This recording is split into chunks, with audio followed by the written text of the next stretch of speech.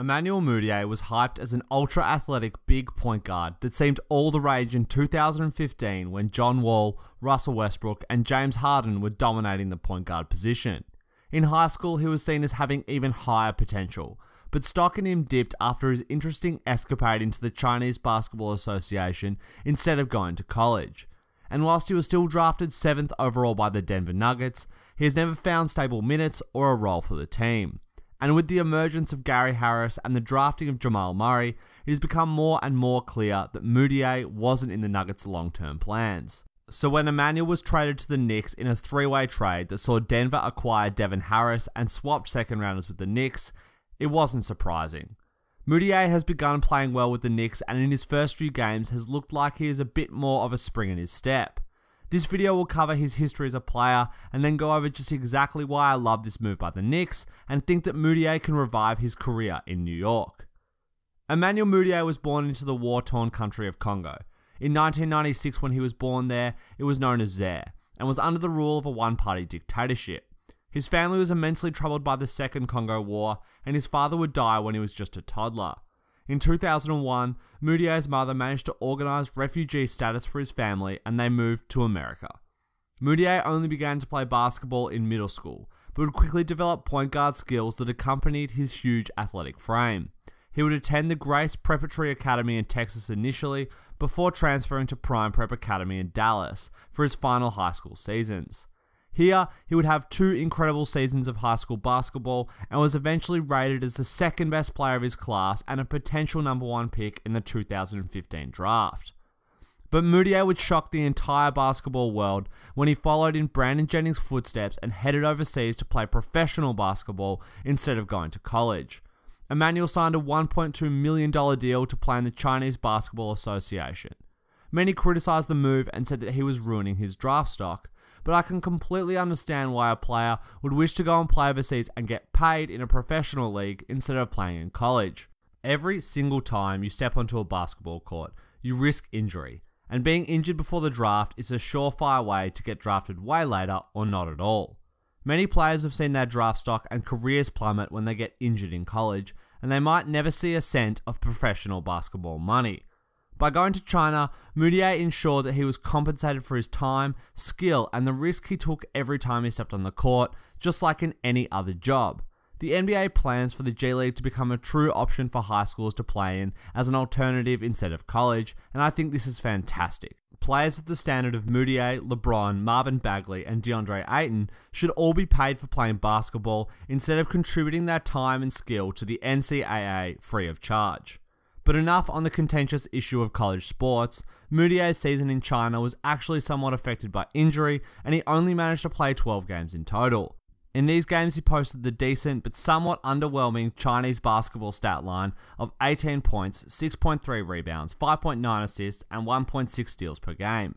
Many thought that given Mudiay's size, strength, speed, and skill, he should dominate the CBA in the same fashion that Michael Beasley and Stephon Marbury had in the past. And as a result, his draft stock slipped, and many felt he could go anywhere from 4th in the draft all the way to 11th. No one knew what Mudiay's true value was, as they hadn't seen him play against his college peers in the standard scouting environment. In fact, I remember many journalists and New York Knicks fans expressing their desire for the Knicks to draft him 4th if Towns, Okafor, and Russell had all been taken.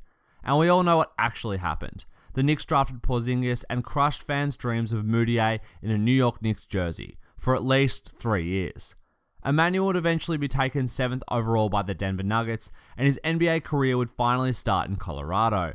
Mudiay would be given the starting point guard spot on a team that was trying to find its identity in the NBA and struggling to do so. But this would allow Mudiay to get 30 minutes a game and average 13 points and 5.5 assists a game in his rookie season. Solid stats for the rookie point guard, who tend to struggle more than most other rookies. Plus, from March to the end of the season, Mudiay was featured even more and averaged 16.5 points and 5 assists a game while shooting 38% from deep, promising signs for the young man.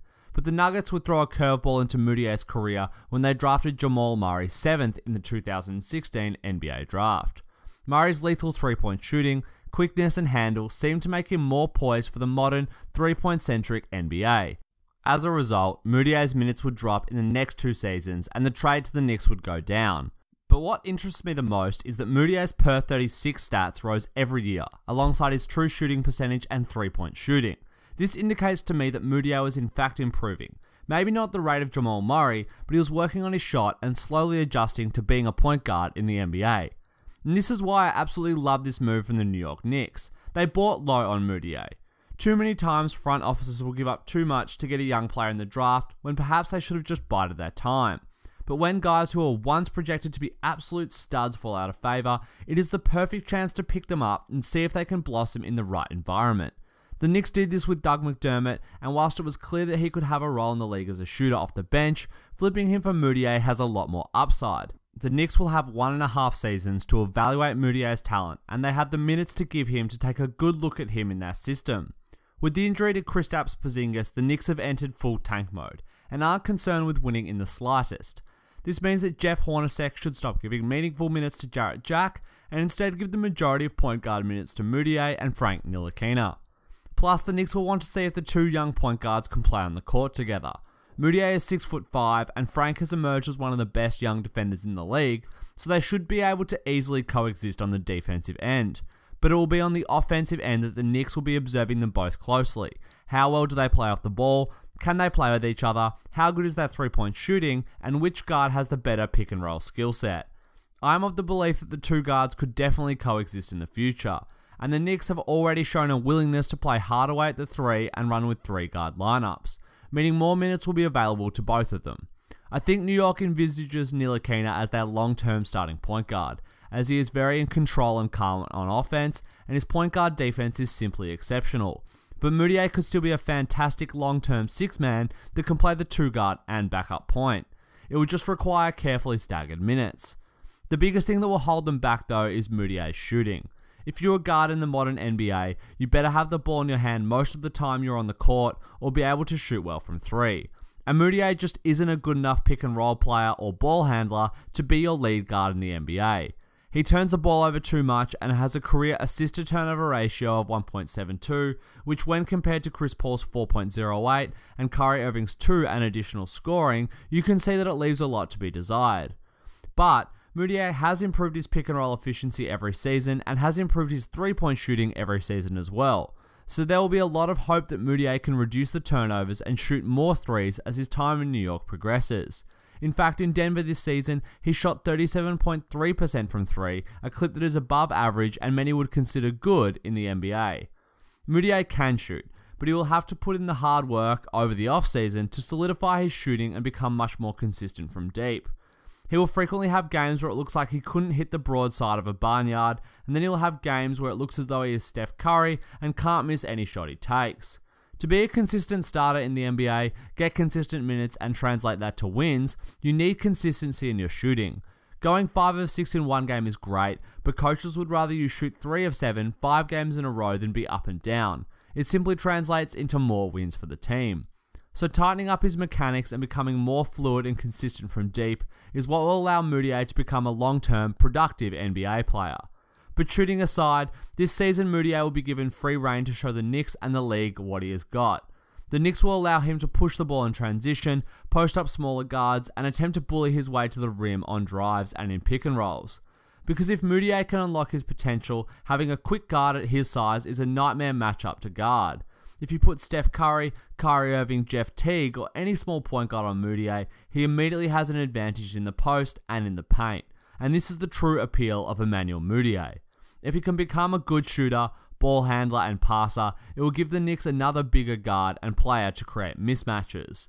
Porzingis is a walking mismatch already and draws doubles and wreaks havoc on defenses. Having Mudiay do the same thing at the guard position would further warp defensive coverages and make scoring easier. Then, if the Knicks tank is successful, they might even be able to draft Luka Doncic, the player I feel is the perfect fit for the Knicks.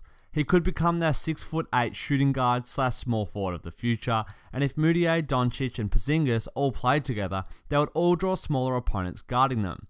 This kind of approach is similar to the Milwaukee Bucks, who wanted to use superior length to dominate on defense, but the Knicks might be looking to be simply bigger, while still athletic and quick than other teams, and dominate them in the paint and on the glass.